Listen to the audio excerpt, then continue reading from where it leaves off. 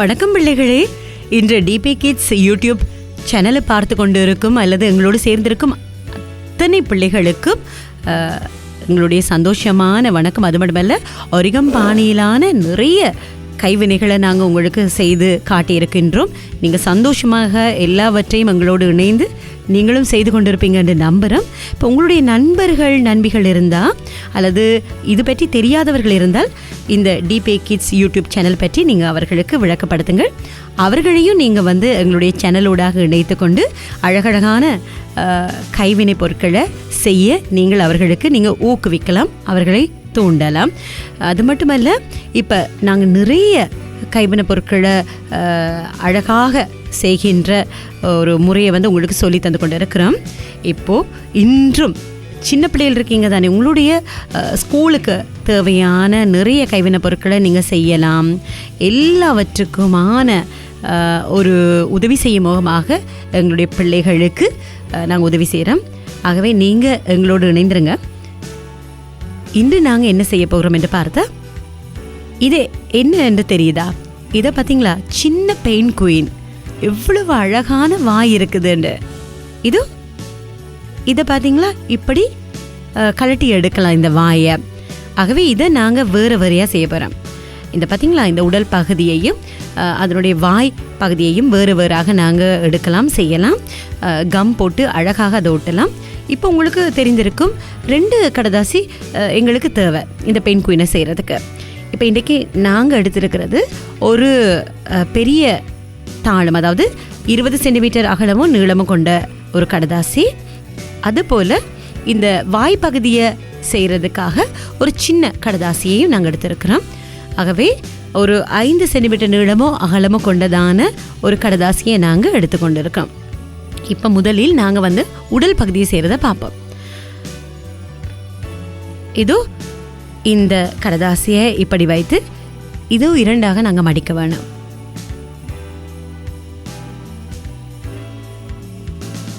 அதுக்கு பிறகு இப்போ 2 பகுதி இருக்குத்தானே, இதில் ஒரு பகுதியை எடுத்து 2 மடிக்கணும்.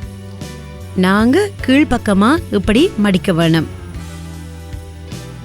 அதுக்கு பிறகு மிஞ்சி இருக்கிற இந்த பகுதி இருக்குதானே, இந்த கோடு இருக்கிற பக்கமாக இந்த அளவுக்கு நாங்கள் மடித்துக்கொள்ள வேணும். நேராக சரிசமமாக நாங்கள் மடித்துக்கொள்ள வேணும்.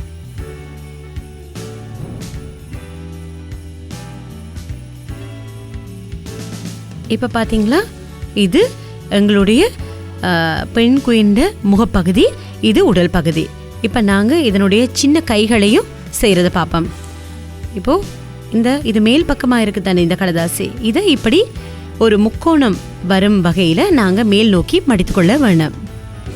அதுபோல் மறுபக்கமும் நாங்கள் இது போல் முக்கோணமாக வரக்கூடியவாறு நாங்கள் இதை மடித்துக்கொள்ள வேணும். சரியா?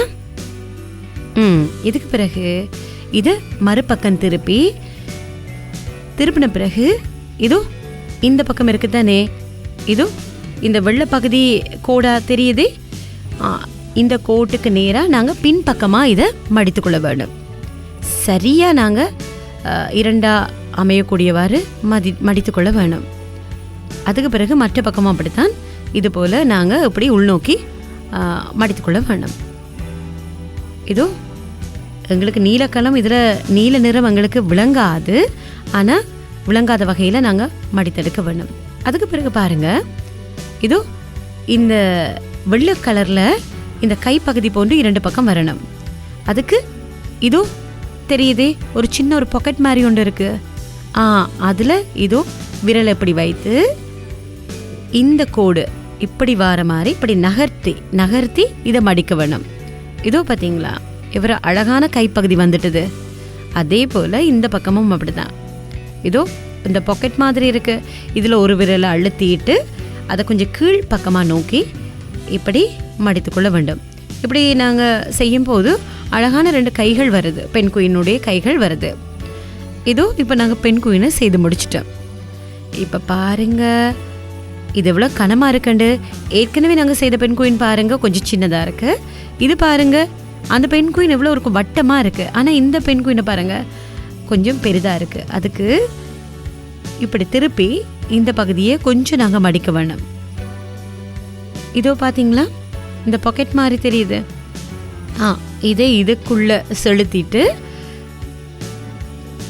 கொஞ்சம் பாருங்கள், இப்படி உள்பக்கமாக நாங்கள் இடும்போது, இந்த கடதாசியின் பக்கத்தை உள்பக்கமாக இடும்போது பாருங்கள், ஒரு வட்டமான ஒரு அமைப்பு போல் வரும்.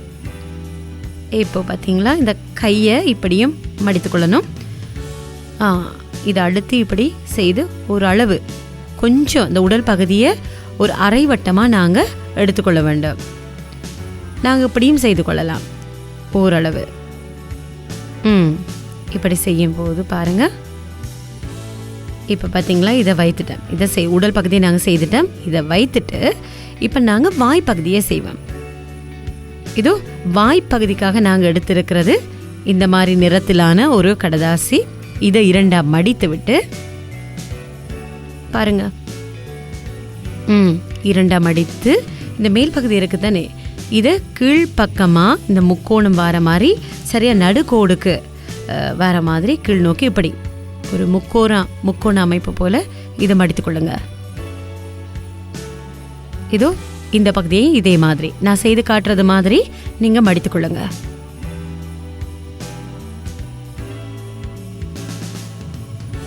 இதுக்கு பிறகு இது இரண்டா நாங்கள் மடிக்க வேணும்.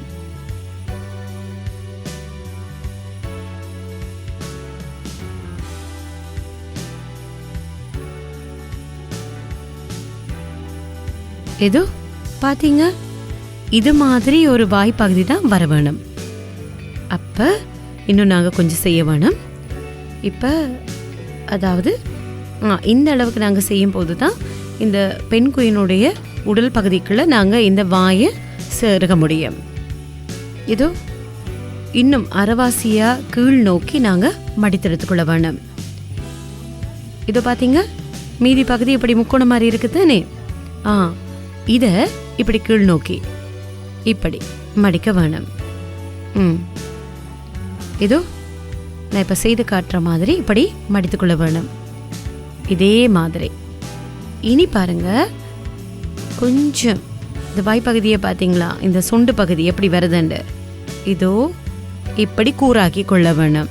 இப்படி கூராக்கி நாங்கள் கொஞ்சம் அழுத்தி இப்படி அழுத்தி எடுக்கும் போது இதோ பெண் குயினுடைய மேற்பகுதி, வாயினுடைய மேற்பகுதி இப்படி அமைப்பாக வந்துவிடும். அதே போல் இந்த கீழ்ப்பகுதி, கீழ் சொண்டு பகுதியையும் நாங்கள் இப்படி மடித்துக்கொள்ள வேணும். இதோ இதையும் இப்படி மேல் நோக்கி மடித்துட்டு இந்த ரெண்டு பக்கத்தையும் இப்படி சேர்த்து அழுத்தி எடுக்கும் போது இதோ சொண்டு போன்ற ஒரு அமைப்பு உங்களுக்கு வந்துவிடும். இதோ பாருங்க, இப்போ பாருங்க, இப்படி செய்யும் போது இந்த வாய் திறந்து மூடுவது போல இருக்கு. இப்போ இதோ இந்த பெண் குயின் உடம்பு பக்கத்தில் வைத்து இப்படி இந்த இடத்துல நாங்கள் இதை செருகலாம். இப்படி உட்பகுதியில் செருகி வைத்தா சரியாக வரும்.